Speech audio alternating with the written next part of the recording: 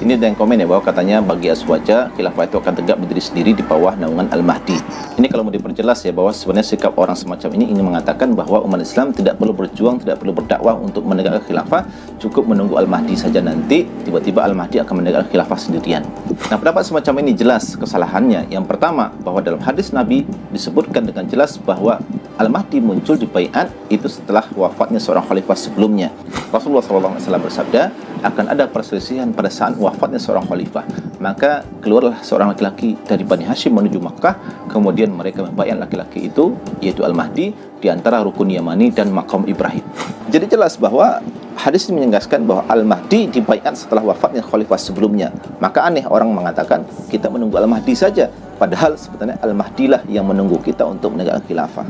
Nah, yang kedua, bahwa khilafah itu merupakan sebuah institusi politik umat Islam yang menerapkan hukum Islam. Jadi hukum-hukum Islam seperti hudud, jinayat, futuhat dan sebagainya tidak bisa terlaksana tanpa adanya khilafah. Oleh karena itu, kewajiban untuk menegakkan hukum-hukum ini bukan semata Allah bebankan kepada Al-Mahdi. Jadi aneh ketika hukum-hukum Islam hari ini terlantar, umat Islam merasa tidak perlu untuk menegakkan khilafah dengan alasan menunggu Al-Mahdi. Nah, yang ketiga, andai betul ya bahwa Al-Mahdi akan menegakkan khilafah, itu pun bukan berarti bahwa umat Islam hari ini berdiam diri saja tidak berjuang untuk menegakkan khilafah itu. Ingat ya, Al-Mahdi itu bukan seorang nabi, bukan seorang rasul, bukan pembawa mukjizat.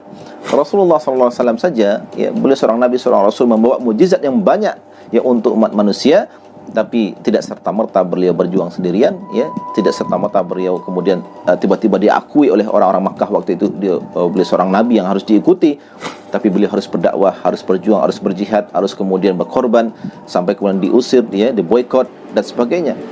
Jadi jangan dibayangkan bahwa Al-Mahdi itu datang tiba-tiba, umat Islam tiba-tiba sadar untuk membaiat Al-Mahdi.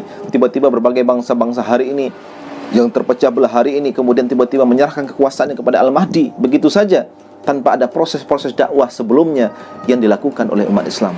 Tidak begitu. Bahkan saya khawatirkan ini ya, bahwa orang-orang semacam ini sebenarnya orang-orang yang malas berjuang untuk menegakkan khilafah, lalu beralasan menunggu Al-Mahdi. Dan yang paling mengkhawatirkan, di saat nanti Al-Mahdi muncul di baiat, malah orang-orang semacam ini malah yang pertama menolak keabsahan Khalifah Al-Mahdi dengan alasan karena Al-Mahdi di baiatnya di Saudi, sementara dia hari ini mengatakan negerinya harga mati.